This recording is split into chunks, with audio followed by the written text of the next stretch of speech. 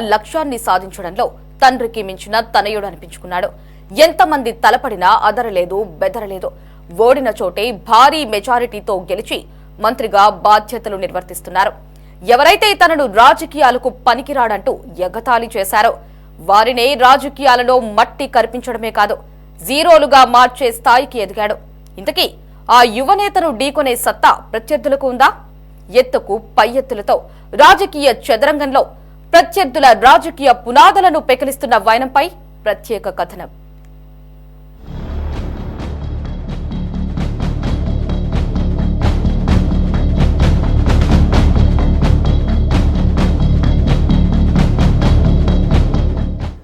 నారా లోకేష్ ఇప్పుడు ఈ పేరు దేశంలోని యువ రాజకీయ నేతలందరిలోకెల్లా ప్రముఖంగా వినిపిస్తున్న పేరు.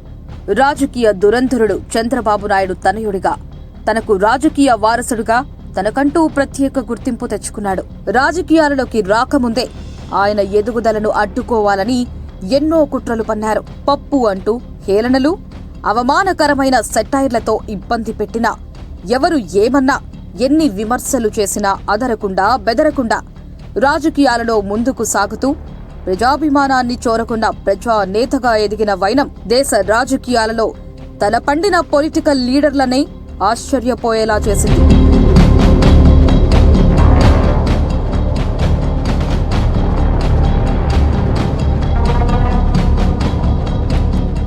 సంక్షేమాలన్నీ అవకాశంగా మలుచుకోవాలన్న తండ్రి చంద్రబాబు నాయుడు మాటల స్ఫూర్తితో పార్టీని అధికారంలోకి తీసుకురావాల్సిన బాధ్యతను లోకేష్ తన భుజానికి ఎత్తుకుని అనుకున్నది సాధించాడు.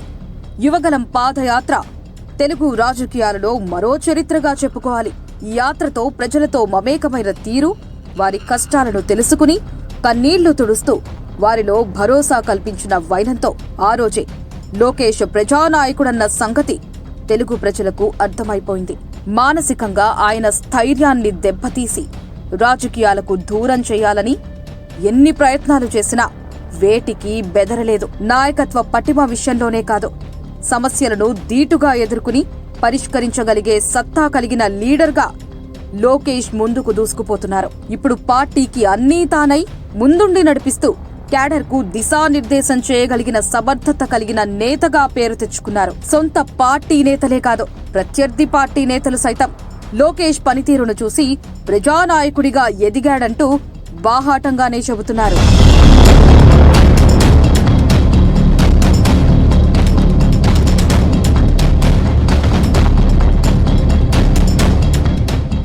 దశాబ్దాలుగా టీడీపీ గెలుపుకు దూరమైన మంగళగిరి నియోజకవర్గం నుంచి 90,000కు పైగా మెజారిటీతో గెలుపొంది సరికొత్త చరిత్ర సృష్టించడమే కాదు, కేబినెట్లో బెర్తు దక్కించుకుని ఇప్పుడు మంత్రిగా రాష్ట్ర ప్రజల గుండెల్లో స్థానం సంపాదించుకుంటున్నాడు. నిరంతరం అనేక సమావేశాలు, అధికార పర్యటనలతో నిత్యం తీరిక లేకుండా గడుపుతూ ప్రజా సంక్షేమం కోసం చిత్తశుద్ధితో పనిచేస్తున్న నేతగా అందరి మన్ననలు అందుకుంటున్నాడు లోకేష్.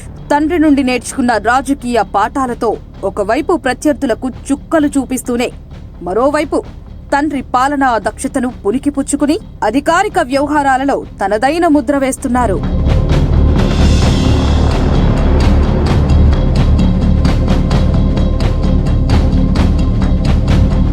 జగన్ రాజకీయ కుట్రలను ఎదుర్కోవడంలో లోకేష్ వ్యవహరిస్తున్న తీరు చూసి చంద్రబాబు లాంటి సీనియర్ పొలిటీషియన్నే మెచ్చుకుంటున్నారంటే మామూలు విషయం కాదు.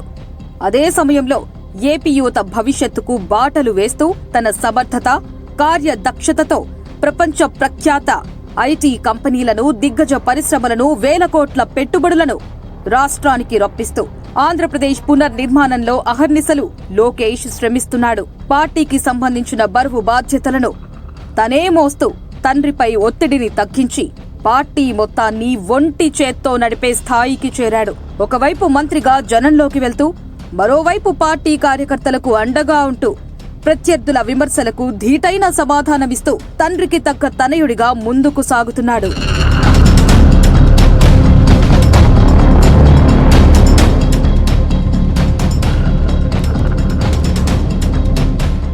నిన్నటికి నిన్న వైసీపీ అధినేత మాజీ ముఖ్యమంత్రి వైఎస్ జగన్ సొంత అడ్డా పులివేందుల జెడ్పీటీసీ ఎన్నికల్లో లోకేష్ సత్తా ఏంటో తెలిసేలా చేశాడు. నారా లోకేష్ కొట్టిన దెబ్బకు పులివెందులలో వైఎస్ పొలిటికల్ కోట బీటలు వారింది. పులివెందులలో తమకు ఎదురు లేదని ఎన్నో ఏళ్లుగా కాలరెగరేసిన వారిని చివరకు మట్టి కరిపించేలా చేయడం ద్వారా తెలుగుదేశం జెండా పులివెందులలో రెపరెపలాడేలా చేశాడు లోకేష్.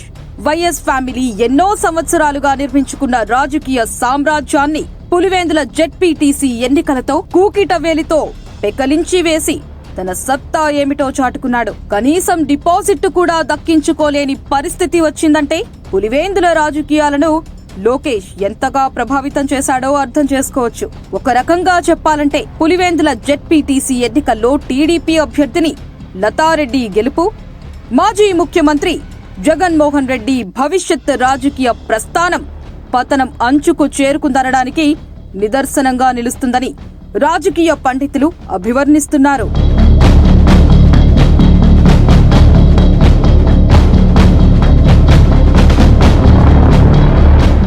కూటమి ప్రభుత్వం ఏర్పాటైన నాటి నుంచి నారా లోకేష్ పాలనాపరమైన అంశాలపై దృష్టి సారించారు. ప్రజల సంక్షేమం కోసం ఏం కావాలో, ఏం చేస్తే బాగుంటుందో తన తండ్రి రాష్ట్ర ముఖ్యమంత్రి చంద్రబాబు నాయుడికే సూచనలు ఇచ్చే స్థాయికి ఎదిగాడని ఆయన్ను దగ్గరగా చూసిన వారంతా చెబుతున్నారు. లోకేష్ ఇప్పుడు రాజకీయాలలో రాటుదేలారు. పరిణిత చెందిన నేతగానే కాదు, ఆత్మవిశ్వాసం ఆయనలో తొణికిసలాడుతుంది. ఇదే ఒరవడితో లోకేష్ రాజకీయ ప్రయాణం కొనసాగితే రాష్ట్ర భవిష్యత్తు మారడమే కాదు, ప్రత్యర్థి పార్టీలు కనుమరుగు కావడం ఖాయమన్న అభిప్రాయం వ్యక్తమవుతుంది.